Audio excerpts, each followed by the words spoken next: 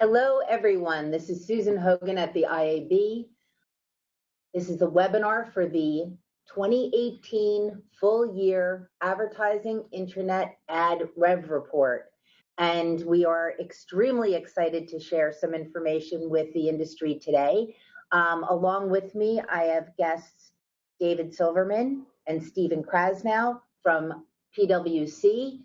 And coming in from London, we have our IAB friend and analyst who is now at Group M, Brian Weezer. You may have heard Brian speak and David speak at some of these other internet ad revenue reports that we have had every year, twice a year for the last 23 years. Before I begin, I just want to say that the way that the agenda is going to work will be a little bit on consumer trends, which I'll present, and then David's going to jump in with all of the details on the PwC full year report. After that, Brian's going to be talking to us a bit about what's going on with trends and drivers in the industry. David and I are going to close it out, and then we will be taking Q&A. If at any time journalists or members have questions, you can type them in. We will be handling them and create a queue at the end of this, and we'll handle as many questions as possible. If you have questions after the meeting and you are a press member, you can actually send Laura Goldberg at IAB.com a note. If you have questions as a member, you can send them to me, Sue at IAB.com. And then at the end of the presentation, all of the presentations that you hear today will be online at IAB.com. You can find that report as well as the other presentations at IAB.com/research hub. So let's begin. The big news, $107.5 billion in ad revenue full year 2018. Digital ad revenue has surpassed the $100 billion mark for the first time. That is the one major number from the PwC report that I will share with you today.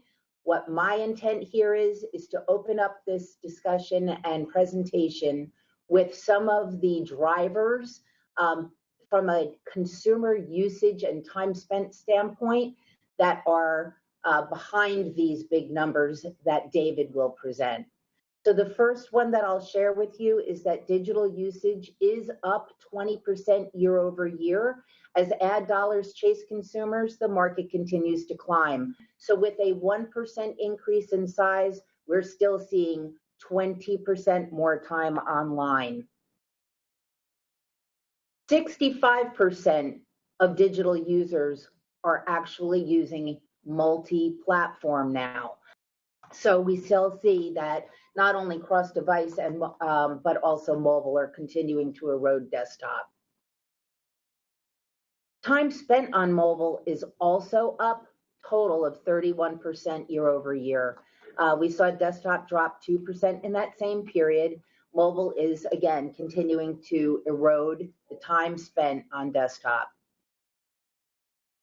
3/4 of all internet time spent is done on a mobile device. No surprises here. It's gone from 68% for mobile in 2017 to 74% in 2018. The number of online minutes here is what we're talking about. So desktop lost overall share, dropping to 26% from 32 year over year. I think one of the most important findings is that mobile time spent and mobile ad dollars are truly approaching parity at this point.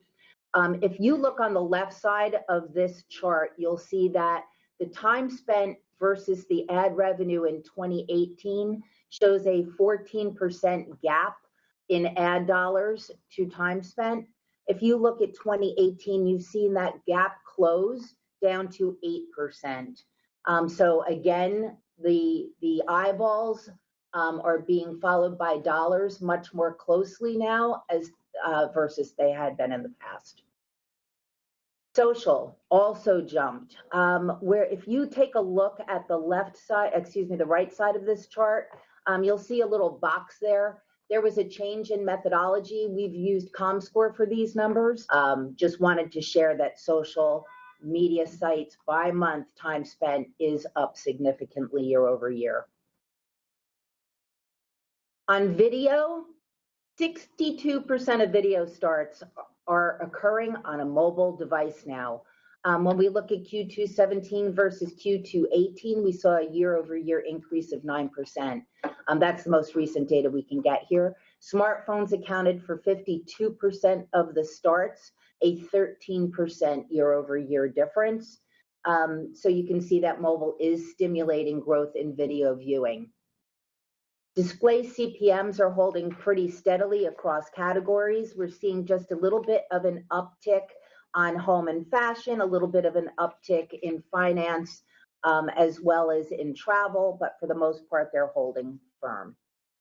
Again, this full revenue report and the numbers that I just shared are going to be available at the end of this presentation on IAB.com. And I am now going to turn over the big news to my partner here, David Silverman from PwC. David? Thank you, Sue, very much. Really want to extend a thank you and appreciation to the IAB and Sue and her team for partnering with us. We've been working with the IAB over the past 23 years, since really the beginning of this industry, and have been part of measuring and the growth of this industry. And it's such a great story. So it's a nice thing to be doing over that period of time. Overall, I'd like to jump into the methodology behind the survey. The survey really was born by one of the IAB's key missions, to really track the growth of the industry. And we do that through a study that is based in a survey, but we have other research activities that we've added to it. We start with a database of industry participants that are selling advertising on their sites.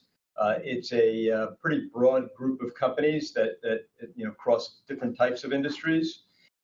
We start with the prior year listing of companies. We then go on to new companies, and we're always finding new companies that are transformative, and that we do a quantitative mailing survey amongst those companies, and then supplement for non-participants with publicly available information from 10Ks and 10Qs and other research reports. We analyze the findings, and as Sue mentioned, we do it, release a full report twice a year, and then on Q1 and Q3, we just do a top-line estimate. So as Sue has pointed out, terrific news, $107.5 billion, up $19.2 billion from the prior year, or 21.8% growth. The big news, the headline news really is that not that it exceeded $100 billion or that it's grown at 21.8%, but the real headline is that it's done this now for 4 years in a row of greater than 20% growth, which is just phenomenal. One note, the prior year numbers, 88.3, are revised to include podcast revenues to be comparative with the current year numbers. And so you might see a slight adjustment from what was released in the prior year. It's about a $250 million change to the prior year.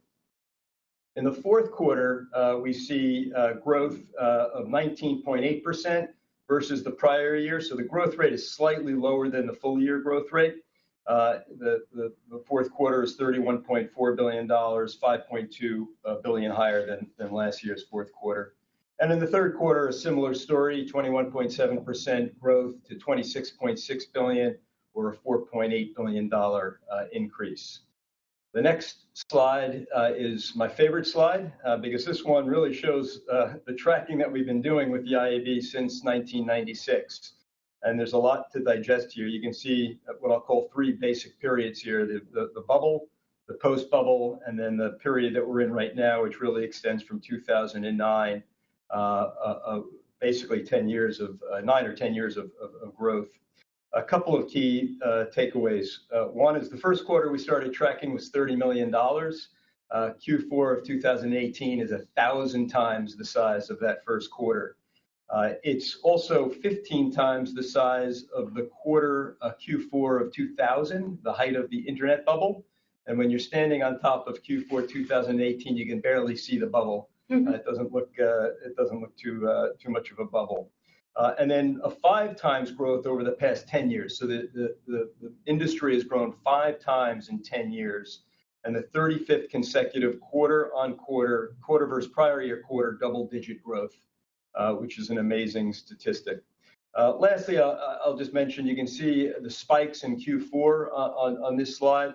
The seasonality of the fourth quarter is clear. In the current year, it's about 29% of the annual revenue. In Q1, we see a little bit of a dip, and that typically is around 21, 22% of the annual revenue. When we look at it first half versus second half, the second half of 2018 was $57.9 billion, representing about 54% of the total year, about 0.5% less than what the second half of 2017 represented. There's been a lot of talk about concentration within the industry, and we look at the top 10 companies from a concentration standpoint. And what we've seen is that there has been a slight tick upward. It's at about 75% of revenue is made up by the top 10 companies. That's up a couple of percentage points from the prior year when it was 73%. And overall, the trend has been drifting up from the lower 70s in the last 5 or 6 years. I don't think there's a secret that there's a lot of concentration coming from a handful of companies. Those companies are companies that are focused in on some of the key drivers, social, the effective use of data and AI, and also video. But what we've also seen is that those companies aren't always the same companies. We've seen a lot of churn in the top 10 list over the years. And in fact, if we go back to 2008, there are only 3 companies from that list that are still on the top 10. In fact, 2 of them are part of the same company now. So in 2018, only 2 of those companies in today's list were actually on the list in 2008. So constant transformation amongst the companies that make up that list. One of the key drivers of growth is mobile. We've seen over the past 10 years, over the entire industry, a compounded annual growth rate of just under 17%. As I mentioned, the past 4 years have had a greater than 20% growth. So the past 4 years, despite the law of big numbers and the fact that the industry has been around now for almost a quarter of a century, it's still finding phenomenal growth. And a large part of the most recent growth, the past 5 or 6 years, has been the shift to mobile. And I think Sue highlighted, I think it really sums it up, is that as consumers have shifted to mobile devices and multiple devices, it's created tremendous opportunity for advertisers. And we've seen that represent itself in a 53.8% compounded annual growth rate for mobile revenues over the past 5 years. You can see we went from pretty much a negligible amount in 2010 of $600 million to $69.9 billion in 2018. 2018 is up 39% from the prior year. These are all being driven by the saturation of smartphones, connectivity, speeds, improvements, the cost of connectivity coming down, and of course, improvements in the content that are available. And as Sue also pointed out, the monetization catching up to the eyeball. So I think we saw a spread of 14% going down to 8% gap. That gap had been significantly larger going back even 3 or 4 years. So that is definitely catching up that gap. From a format standpoint, video is the leading growth format at 37% year-on-year growth, and it's now $16.2 billion. It's gone from 13% market share in the prior year to 15% market share in the current year. The largest category is still search, though. It's a $48 billion category, represents 45% of the overall revenues, down 1% from 46% in the prior year, and grew at 19% from the prior year. And banner, the second largest category at $33.5 billion, up 22% from the prior year, and represents 31% of the market. The other category, representing about 9% of the overall ad revenues, is $9.2 billion. From a Q4 standpoint, it's largely the same. I'd say that the only trend that may be slightly different is the video growth was slightly higher in Q4. It grew at 39% versus the slightly lower in 36 or 37% in the full year. Mentioned before the growth in mobile, and we've witnessed a tremendous shift in the ad revenue since 2012, when 9% of revenues were generated from mobile ad revenues, to 65% of revenues in the current year. So 65% versus the 35% on desktop, and that really just lies in relationship to the time spent on device and the gap shrinking, as Sue pointed out previously. When we look at desktop and mobile from a format standpoint, we see that desktop is essentially flat. It's down slightly. Overall, the one category that has shown growth is video, which is up 7% on desktop to $6 billion. But on mobile, it's a very different story. Pretty much all of the categories growing at an exceptional rate. Search grew at 37% to $30 billion. Banner grew at 36% to $25 billion. Video grew at 65%, just over $10 billion. And the other category up 32% to $4.4 billion. And speaking of the video, we can see the shift from desktop to mobile has continued. In 2016, desktop was the prevalent outlet for the revenues, with 4.9 billion versus 4 billion on mobile. That has completely shifted 2 years later, where 63% of revenues are now driven off of mobile devices, about $10.2 billion. And again, I think right in line with the time spent statistics that Sue shared previously.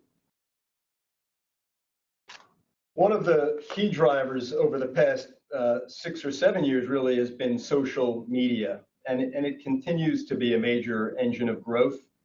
It's also one of the key areas where if maybe all of our key drivers are being employed to generate revenues, and it's the use of data and artificial intelligence to serve relevant ads, the use of storytelling and new formats that resonate with consumers. And it's also a great place for direct-to-consumer brands to promote their products. As a result, we've seen an increase from the prior year of $6.8 billion, up 30.6% to just under $29 billion. And that represents 27% of all advertising revenues in the industry in 2018. That is up from 8% back in 2012. So steady growth and growth in the share of the industry's ad revenues. The growth is beginning to slow a little bit. We see that in the second half of the year, the growth rate was 25% compared to the second half of the prior year, which is slightly less than the 30% full year growth, and less than the 35% growth in the prior year and 45% in the year before that. So as a percentage, the lower big numbers are catching up here as the growth rate slows down, but the actual dollar amounts of growth continue to increase. And it's contributed about a little bit more than a third of the overall revenue growth in 2018, around 37%, which is consistent with what we've seen it contribute over the past 5 or so years. Another engine of growth that Sue had talked about was digital audio. This is an area that we are seeing growth and expect to see continued growth. The numbers aren't quite as large as social, but it's in its nascent period right now. We see smart speaker penetration increasing and the advances in speech recognition. Smart devices are being used in cars, and connectivity within cars has improved significantly over the past few years. And content has improved and is continuing to increase both on the music front and on the podcast front, as well as internet radio. All of that has contributed to growth, up 23% from the prior year to almost $2.3 billion. And 3/4 of that have occurred on mobile devices. From a pricing model standpoint, we've seen a very slight shift to CPM, going from 33.9% up 1% to 34.9% in the current year. And when we look at that on a slightly longer term trend, we see that the pricing has remained relatively consistent at slightly less than 2/3 of all revenue from performance pricing and slightly more than 1/3 from the CPM model. And in case you were wondering how the internet ad revenues stack up with other media, it stacks up pretty well. It's on top, of course. And in fact, all of the ad revenues from TV advertising, radio, and newspaper combined are still not as great as the internet advertising revenue is today. When we peel that back on the next slide, you can see the growth over the past 5 years, where internet advertising revenue has grown 117% over that 5-year period, where the major advertising categories of television, business to business, and radio have essentially been low single-digit growth rate over that 5-year period. Magazines and newspapers have actually had negative growth in their revenues over that 5-year period, with newspapers decreasing by 25%. One bright spot is out of home, which is still relatively small compared to the other categories. It's $10 billion in total in 2018, has grown about 19% over that 5-year period, and that growth is largely driven by that transformation to digital. And then lastly, video games was another bright spot, 45% growth over that 5-year period, but a rather small category at $1.5 billion. That is our report in a nutshell. You can see the full report, as Sue mentioned, at the IAB.com website. And one plug that I'd like to add is our podcast study that we're finalizing right now and hope to release at some time later this month with the IAB. Thank you, David. I'd like to introduce Brian Weiser. Brian is with Group M, and he is going to take us through some hazards and opportunities, as well as a bit on some of the drivers he sees, and some discussion on deceleration, which of course is something that we've all been talking about in the last year. Brian? Thanks very much. I hope everyone can hear me okay. All good. Greetings from London.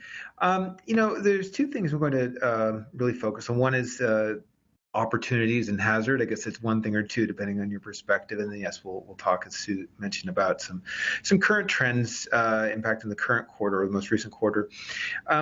Opportunity and hazard is the title of a document that my colleague Rob Norman, primarily, and me secondarily, recently authored, and you can read the whole thing from our website. But I thought that there's a number of, it's a collection of essays around some of the most important issues that we think that certainly marketers need to be mindful of, and anyone who cares what marketers think should want to care about.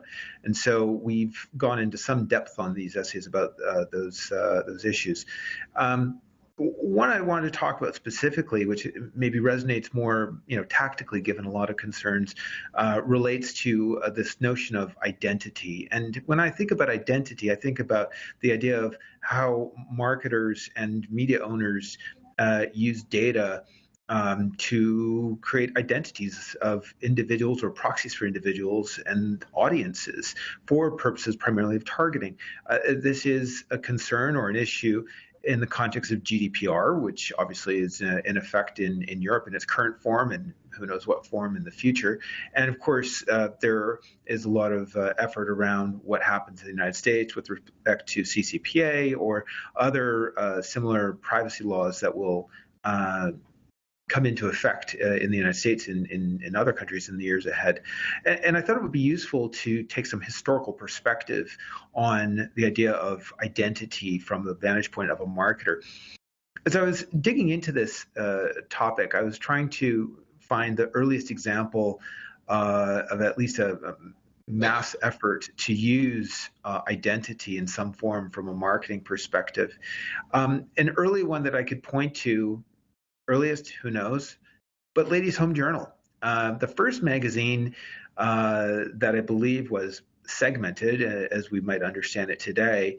And a good illustration of how in the 1880s, if you were a marketer and you had a product that was not meant for the general audience, but was meant for women or females, there weren't a lot of options at the day. And Ladies' Home Journal was arguably one of the first.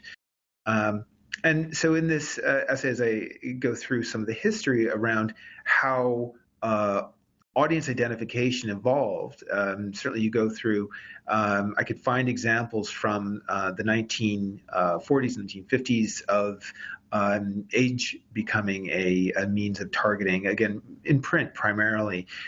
Certainly, famously, ABC in the 1960s began offering demographics of 18 to 49s. You had Lester Wunderman, the agency now named after him, Wunderman Thompson, who created what we call direct marketing. This rolls through to some of the creations of the first DMPs, and as we think of what a CDP is and what goes beyond that. The bigger point is that for whatever concerns exist about lack of access to data for purposes of targeting, we really have to have some context. As a starting point, if a marketer can't persuade a consumer to supply them with data that might be deemed personal, they probably don't deserve it. That's a really important point, that marketers need to make sure they're continually working to secure trust of consumers in order to get data so that there is informed consent between a consumer and a brand. And media owners, I think, would certainly be well served to go through the same perspective.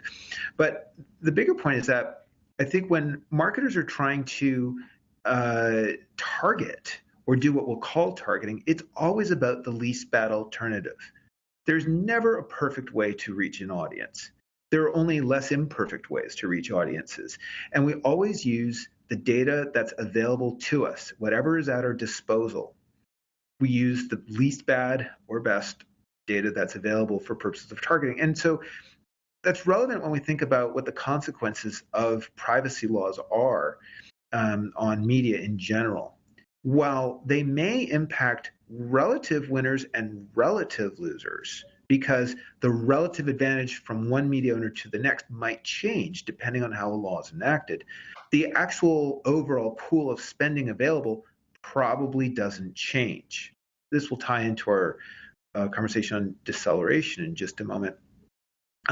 Just on the next slide, I like to think of what marketers ultimately need to do and what agencies help them to do. It's all part of a puzzle, and I think that we're always trying to optimize, given whether you're a large brand or a small brand or performance brand. Everyone is trying to figure out how to target the best they can and work with the data and the media assets that are available to them. So maybe if we could just advance ahead a few slides here. Just summarizing some of the other essays that we review, and I'll talk to these each briefly. So on the slide that describes some of the additional topics that we look at in this collection of essays. So 5G, as we say, it is wishful thinking to be meaningful today, but it could become a reality incrementally in, call it 2022 or at some point and beyond. I think the relevant thing to consider there is that as marketers increasingly think about brand experience and think about different ways that they'll be able to bring brand experiences to consumers, given more bandwidth, there's obviously a there. I think the bigger questions will be, and this will be true differently in different countries, is the penetration rates of 5G and 5G access may vary widely. And it may very well be that you'll be experimenting, if you're a marketer, more robustly within a couple of years. It may or may not be meaningful for some period of time. I think that's certainly a topic of some debate. But it does introduce a host of other issues, going back to the whole privacy issue, because it is possible to be closer to the consumer than ever before in so many different ways that we all have to be very careful. Another point related to maybe brand experiences is worth talking about or thinking about is to what degree can or will marketers think more holistically between their spending on brand experiences and media? Will they be separate? Will they be more integrated? Arguably, brands will be better served by thinking in a more integrated manner, optimizing forests rather than focusing purely on media as a standalone thing, optimizing trees. And so that's something that I think media owners, agencies, and marketers alike all need to be thinking about. On the essay, AI, the killer robots can wait. I think that one of the points, and again, credit to my colleague Rob Norman, who authored this essay, but I think one of his bigger points is that having more data is really critical to being able to optimize whatever your AI tools will be. And there's an interesting point to be made about whether or not Chinese entities may end up dominating in some of these spheres precisely because they will have more data. I might counter or complement that point by saying that different approaches to using data and different algorithms and different ways of thinking, even with less data, could very well mean that you don't necessarily need to be the biggest player to have the best artificial intelligence. On the topic of assistance in life after the smartphone, I think this is something that we're all trying to ponder. What is the future of certainly the Alexas and Cortanas and other assistants? On privacy, as I said before, I think that we are constantly trying to think about ways to make sure that our clients, large marketers, are respectful of consumer expectations of how their data is used. And more importantly, very few consumers actively think about how their data is being used on a day-to-day basis. The problem is that when it's brought to their attention, if they don't like how their data is being used, you've got a problem that's way too late to deal with. And so in many respects, you have to encourage marketers to be aggressive in thinking about privacy. And I go back to this premise that you need to actively secure informed consent. And if you cannot persuade your consumer or prospect to supply their data, you probably don't deserve it. Brand and social safety are really paramount topics. We have a dedicated team led by John Montgomery globally and several people around the world focused on this topic. I can't understate or I can't overstate the importance of this matter. When it comes to many of the controversies we've seen in recent years, the biggest issue from the vantage point where I sit now is not whether or not the media owner is causing harm to their business, but whether they're causing harm to their advertisers, our clients' businesses. And I think that in some cases, the notion of brand safety, while everyone is trying to find safeguards to ensure that short-term damage is limited, there are still longer-term considerations that are not even now fully appreciated. The idea that to the extent that platforms may have impacts on societies, brands that are supplying resources to those platforms need to understand the risks of association if things go further south, and in fact, if those platforms can't improve their platforms going forward. On the topic of direct brands, a topic certainly the IAB has gone into in some great depth, and certainly those who have not read the reports that Sue and her team have authored and that Randall's written about. It's obviously fantastic in-depth reading. We've put some points of view out in this document and certainly in other publications that we could talk about. Moving on to the current trends, obviously in the last week, arguably Google was a bit of a catalyst on this topic, and the deceleration that they produced in their results seemingly surprised a lot of the analyst community and maybe a good number of the press and the industry too. I would strongly argue the big question is not why they decelerated so fast as much as why there was an expectation that it would hold up as it did. There are limits to growth. If you believe that the global economy can only grow so fast, that advertising can only grow so fast, then advertising and digital advertising can only grow so fast, and any one supplier can only grow so fast. And I think that when we looked at the numbers, and again, I think it's all about relative to expectations, But the deceleration of, call it 4 percentage points was not dissimilar from what we saw from Facebook. It was not dissimilar thematically, at least from what we saw from most other large suppliers, from Verizon Media Group, from Twitter. It was pretty widespread, and this shouldn't be that surprising. Now, when we look at the revenue growth, and I've got some data we'll talk to in a moment, maybe a more important driver is if we look at the digital endemic companies, in other words, companies who only exist by virtue of the existence of the internet, we see pretty well that all of them are decelerating too. Your Amazon, your I believe Expedia, Netflix. These aren't surprising things. These are mostly expected. The other factor then, is beyond the underlying business deceleration, to be clear, rapid growth, but deceleration, is that we have large brands who have been shifting increasing amounts of their resources into digital media. Arguably, it should be peaking to the extent that most large brands are pretty mature and they're trying to be balanced in terms of what they spend on digital versus non-digital media. And you also have the digital endemics. For a lot of them, their growth is going into so-called traditional media for good reason. They're trying to do different things. They're trying to take advantage of what those ostensibly traditional media do uniquely well. Just on the next slide. So here's some more tangible data just to illustrate where we are. Here we can see that looking at this collection of 8 large marketers, digital endemics. Each of these 8 entities spent in 2008 $1 billion or more on advertising. If we add up their revenue just for this group of companies, you can see it spiked, going up heavily in 2016, accelerated meaningfully then, accelerated further in 2017, and they held up pretty strongly in 2018 as well. If we look at the next slide, what you see on a quarterly basis, now this is for a subset of the 5 of those who have actually reported their quarterly revenue for the first quarter of 2019. Look at that deceleration.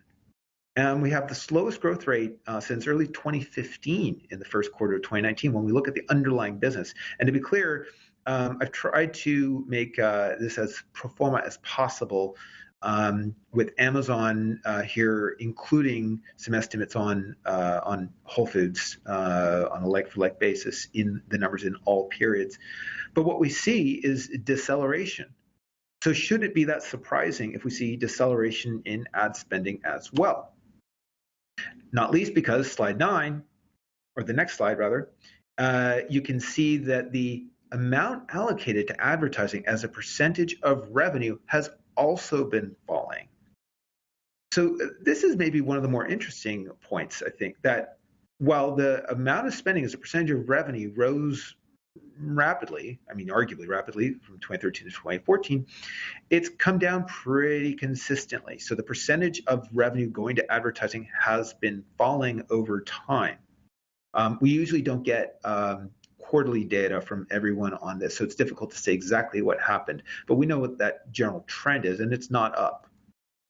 And on the last slide, or second to last slide, you can see that this is actually very similar to what we've seen with other kinds of marketers. Now, as the aforementioned large digital endemics have increasingly matured as organizations, they've increasingly applied and embraced concepts and people and processes that exist with other large marketers. If we look at this group of companies who, for the most part, spent more than $1 billion each as well, or close to it, and for whom we have relatively consistent data. So to be clear, I've only included companies in here where I could get a relatively like-for-like base for every year. In other words, no major M&A that would have distorted the numbers. We also see reduction in allocation to advertising as a percentage of revenues. And so this is a broader trend across the whole industry. So all of that is to say that digital advertising, while it's still growing rapidly and it still has a significant runway to go, we shouldn't be overly concerned in terms of looking at the health of these groups of companies that the first quarter saw some deceleration. or that 2019 may not grow as fast as 2018. Digital media certainly services an important role for large brands who want to engage more deeply with consumers, for performance-based marketers who want very tangible, near-term performance-based goals. There's arguably nothing like it. And for small businesses, it's a unique way and a highly efficient way to spend a limited amount of resources in a very targeted way and with a very limited budget. So all that is to say, there's still room for growth for digital, just not the same levels we saw in 2018. Brian, thank you so very, very much for that presentation. Insightful on an aggregate brand level and understanding how deceleration is impacting these days, and probably will continue to. I do think that there are some really interesting innovations that you did actually bring up some of, and I'd like to turn over to David to have a little bit of a discussion on what we're seeing from a trend standpoint that is a bit of a high note. Sure. There's a low note here and there too. So we'll try and keep it on the high notes. Brian, I think great analysis, and absolutely. I mean, I think one of the questions that I've always raised after year after year and 6 months after 6 months of this phenomenal growth is, at some point it will slow down because, as you point out rightly, the ad market is only a certain size and can't grow beyond that size unless you increase the pie, or you're shifting from another segment into this segment. And we've seen those shifts occurring, and that's partly what's fueling it. But we've also seen a lot of technological and transformational breakthroughs that have helped fuel growth as well. I think the big growth drivers that we're seeing currently, but we think will also extend into the future, is continued use of data. And I think the key is finding the right way to use the data that inspires trust and transparency. I think if you continue to do it in an inappropriate way, the regulatory side will ultimately hamper growth. But if you do it in an appropriate way, and I think Brian outlined kind of the right way of thinking about it is use it in a way that provides value back to your consumers where they want to give you access to that information, then it can be seen as a benefit. But the use of ability to analyze big chunks of data and use of artificial intelligence to help analyze that data are key and will help improve the efficiency and effectiveness of the advertising in the near term. Audio is an area that we've seen with growth. We see growth potential continuing in that area with smart speakers, and as people continue to increase their interactions with the devices through an audio means as opposed to a keyboard, they'll provide significant opportunities for both search as well as interactions that could provide with marketers significant opportunities to increase advertising revenues. TV and convergence is another area. I think whether it's television becoming digital or internet becoming more video, there's going to be a place where those all come together, and we're seeing that happen now. But certainly a lot of opportunities in the digitalization of television and the ability to target in ways that just haven't been able to do under the prior television model. AR and VR, two tremendous areas of opportunities, and 5G I'll put in that group because I like Brian's comment about it's coming. Is it going to impact 2019 or is it 2022?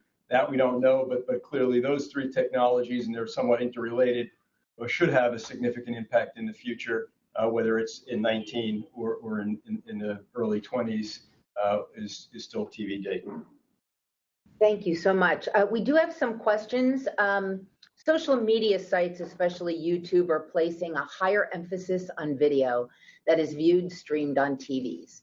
Everyone wants to be the next source for watching videos/shows. Does IAB consider this trend as a growth factor in social media ad revenue? yes, we absolutely do consider that a factor in social media ad revenue. And we don't, I think anybody who's been on our webinars before, we don't break out individual companies to share what the impact might be from those. But I would say that certainly companies like YouTube, placing an emphasis on video and on original digital video streamed on TVs and we say on TVs, we're really talking about connected TVs, right? OTT. Those are certainly part of what we see as an overall growth source.